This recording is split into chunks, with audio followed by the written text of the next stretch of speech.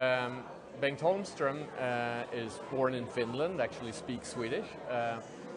He moved to Stanford as an exchange student, and he had, I think, anticipated working in his, in the business world, but he was interested in understanding problems that he saw in the business world, problems with, how do you motivate people, how do you get the right corporate culture in the company.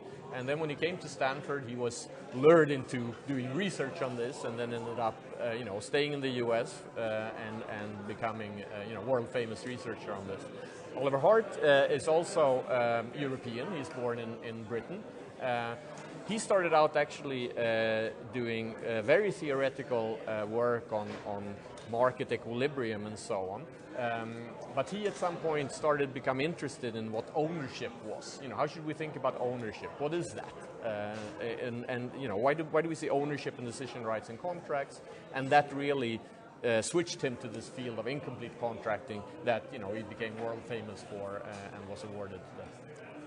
And I just wonder, has the laureates written some books or something that someone can dig into if they're really interested in this in the research? Well, they've both written some good sort of overview articles. Actually, together they have a nice overview of contract theory, maybe a bit academic, but Oliver Hart has written a few books also on incomplete contracting.